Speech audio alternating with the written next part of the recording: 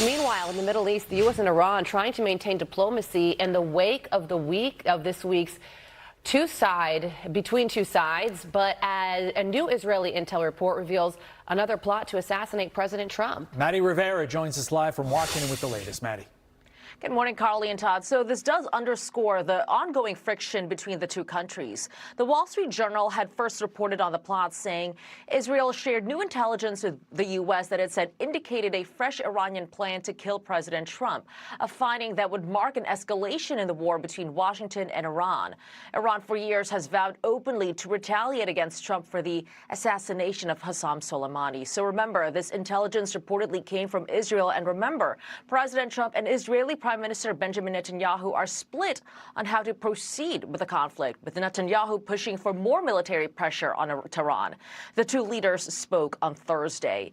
This report comes as people gathering for Ayatollah Khamenei's burial ceremony in Iran Thursday promised revenge against President Trump. One banner read, "We will kill Trump." President Trump on Wednesday acknowledged he knows he's a top target for Iran, prompting security questions when he flew from Turkey to the UK on the old Air Force One. The life of a president is very dangerous. It's 5.2%. You know what a race car driver is? 1/10 of 1%. It's a very dangerous profession. No, I'm number one on the kill list for Iran. Yet a U.S. official says they remain committed to finding a resolution even after President Trump declared the ceasefire was over as the U.S. and Iran exchange attacks this week. General Keith Kellogg says the U.S. should stand firm. You take that 14-point MOU and you throw it away. And you start to make the Iranians understand that we are not equals in this fight at all. There's three demands we have.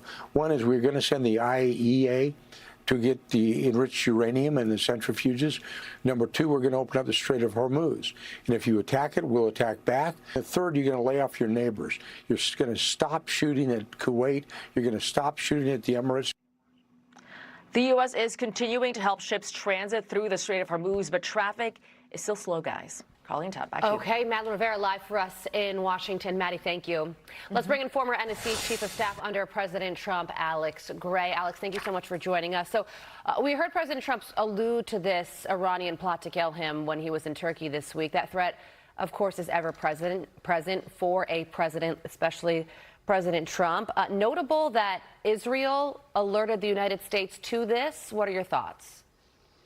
Well, yeah, Carly, I mean, it's notable, and it just reminds us that the Israelis have Iran wired. But it's also nothing we don't know. I mean, President Trump has had more plots against him than any American president in our history, and that's both from radical leftists domestically, and it's also from overseas threats. And principally, it's because the president has littered the Middle East with terrorists and terrorist enablers that he has eliminated, with names like Soleimani and Khamenei and Ahmadinejad and al-Baghdadi. The president transformed the Middle East by taking out the worst of the worst. And one of the things that's always been incredible to me, going back to his first term, Carly, is the president just takes it in stride because he's done the right thing for the American people. He knows there are risks, and he just keeps plunging ahead. Well, talking about taking it in stride, here is President Trump in Turkey talking about that very thing. Watch this.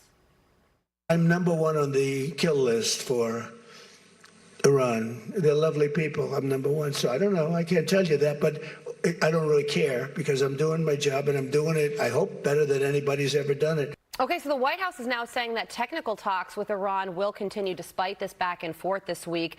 However, earlier in the week, the president said that if anything happens militarily, it will happen very quickly.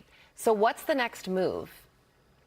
Well, the president wants to, as we've seen, he wants to get to a point where there's an equilibrium in the Middle East where we can move to these negotiations on the nuclear side. We can get the material, the nuclear material, out of Iran. We can restabilize the Middle East and give a real path for future prosperity and peace. But at the same time, Carly, he has shown that he is willing to act decisively if we have to remind the Iranians, and particularly the most radical factions within the regime, that there are costs for their behavior. And the president's going to continue, I think, to act decisively, and as he said, very quickly, when the Iranians need to be reminded that there are real, tangible costs for behaving in a way that obstructs this peace process. And, you know, on that front, Alex, the president's tone certainly changed when he was in Turkey, where he had previously said that this round of leaders in Iran is more reasonable. Now he's calling them scum and sick people.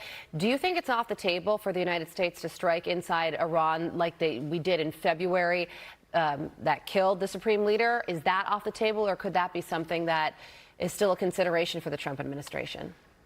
Well, Carly, one of the great things about President Trump is nothing's ever off the table, and leaders like those in Iran know nothing's ever off the table. So they're going to bed with one eye open every night because they know that President Trump could decide that, look, we're not seeing the behavior from them that we need to see, and he'll keep every option open if that's what it takes to keep the American people safe. And I think that's one of his great strategic advantages. 20 warships and 2 carrier strike groups in the region are certainly a reminder of that for the Iranians as well. Alex, thank you so much for joining us. We appreciate it. Thanks, Carly. Be sure to like and subscribe for all the Fox News latest on YouTube, and catch full shows streaming now on Fox One.